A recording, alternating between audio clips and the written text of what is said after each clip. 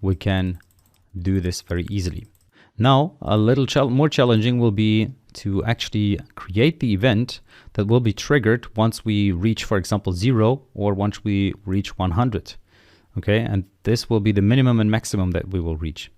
And that is something that we're going to set up ourselves. So we're going to set up our own delegates here, which will be allowing us to create events that will then be triggered or executed once a certain situation is met, or once a certain condition is met.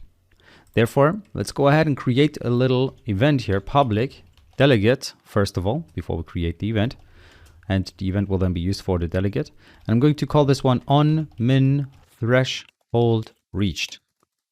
And I will need a sender as well as rooted event args here, because that's how you use rooted events. And we're creating a rooted event in a second. And then I will create an event based on that.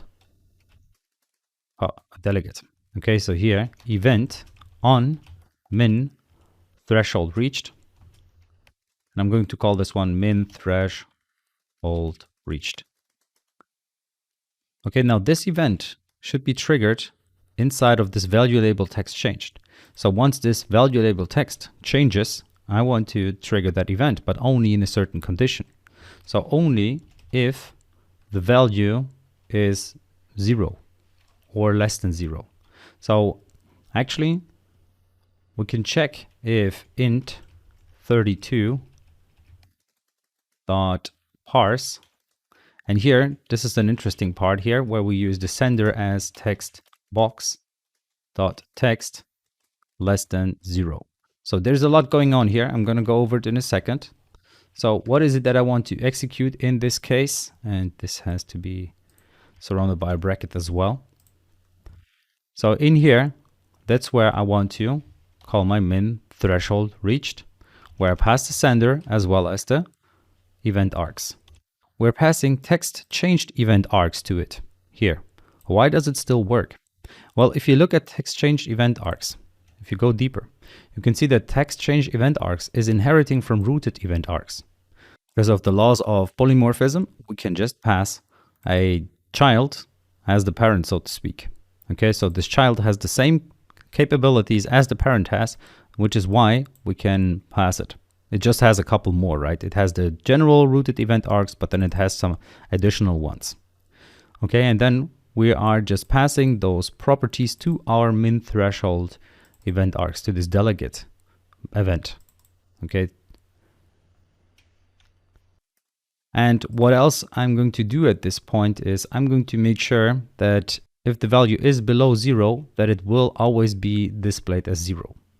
Now, in order to adjust this, what I can do is I can use sender as text box here and surrounded by brackets, because now this will be as if it was a text box object, the sender, and now I can access its properties straight away.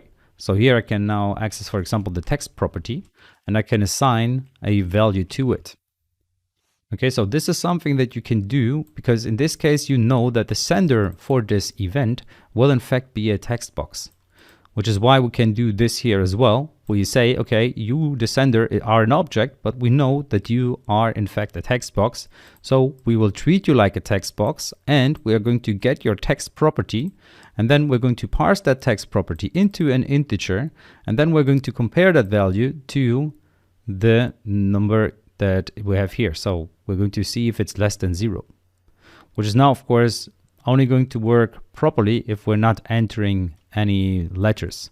So you should maybe use a try parse here, because otherwise this could run into issues, but I'm going to keep it simple for this example. Okay, so we get the sender, we're passing it to min threshold reached, and now let's actually test this and see if it's going to work for us. So let's reduce it to 0 and click it again, and that's where this code will be executed. But now we have a problem. Our code reaches this point and it just breaks the app. And that has to do with the event not being able to be consumed inside of our user control. It can only be consumed at the parent's level. In this case, the parent, well, it can be consumed on the main window level, which is the parent of our value you see. Because if we look at our main window, that's where our value you see is situated or positioned. Okay, so this is where we are with our value user control. But the main window is the one that will actually consume the event. So we need to set up this event inside of our main window here. Therefore, inside of the constructor, what we can do is we can call the value controller, which is going to be this. Let me see, it's in the main window example. It's this one here that we gave the name value controller, and we can access its events. So for example, the min threshold reached event. We can now assign a method to it that will be designed or created inside of this main window, or at least we need to create it here. And this is where the actual execution of the method will then be finalized. So what we can do here is we can, for example, create a method that will be called value controller min threshold reached, where we have also the structure where we have a sender as well as rooted event arcs. It's important that we get the rooted event arcs, because if we look at our event, it is of this type on min threshold reached. So it means that it needs to have a sender of type object and the rooted event arcs.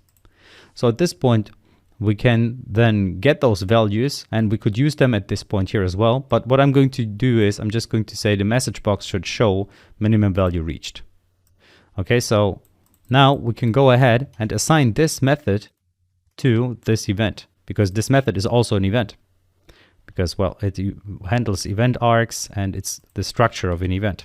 So we can add that. So we say whatever events you had before, now please add this event that we just prepared and assign it to your min threshold reached. So now if we run this, now our code won't crash and it should work accordingly. So let's go over to 0. We click on it and we can see the minimum value was reached. Now if I try to delete this, you can see my application is crashing. So that was what I was talking about. The application will crash if the values that you enter here are not numbers. Okay, so if I enter an A, for example, it will also crash.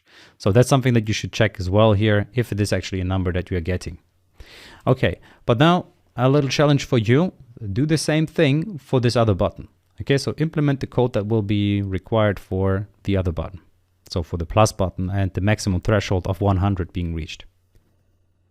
Okay, so I hope you paused the video and tried it. So basically we're going to do the same thing here as we did at this point, but we need to create a on maximum threshold reached. So I'm just going to rename this on max threshold reached, and this one will be called max threshold reached.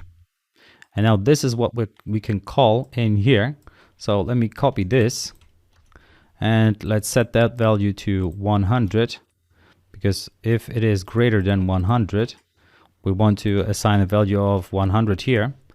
And we want to call our maximum threshold reached here instead of the minimum threshold reached. Okay, so it will basically do the same thing that this other part did. But now, of course, we mustn't forget to also go to the main window XAML and make sure that we have a method that will be called once we have the maximum reached. So here I'm going to call this one maximum threshold reached, and it will just show a message box maximum value reached, and we can get the value controller max threshold reached event here, and we can assign our method that we just created. It was this one here, value controller max threshold reached. And now let's run this and actually see if this is going to work. And there we are, 100, and it says maximum value reached. Okay, so each time you click on it, it will have the maximum value reached. Okay, so just quickly summing it up, what's happening here, because this is, I think, the most newest stuff, the most complicated stuff that we have looked at in this video. So basically, we're creating our custom event and delegate. And like mentioned earlier, the events of an object, like the button click, for example, can be distinguished in Visual Studio by the lightning symbol.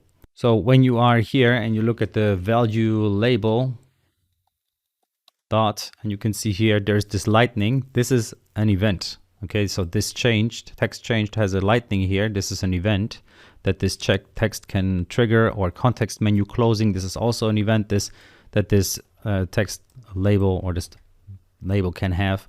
Okay, so we're creating our own event here, similar to the ones that you just saw, and we are assigning them to our value user control. So all that this here does, this code, is that it creates a custom event for which you also need a delegate that in the case does nothing else than specify what parameters need to be passed to the event when you fire it. Okay, so we're saying that this event will need the parameters of that delegate, which is the sender object and the rooted event args. This custom event can be listened to from an outside class, and there the decision will be made on what should happen when the events are fired. So what is it that we want to happen when the event is fired? Well, we just show a message box, because here this class, our main window, is listening to this event. It's subscribing to the event here, and then it's firing its own logic once this event is triggered. All right, and that's pretty much it. So we're going to use this functionality quite a bit in the next few chapters. Actually, when building the bigger project, we're going to need this quite a bit. So yeah, that's really the general idea here. Okay, so that's it for this video. See you in the next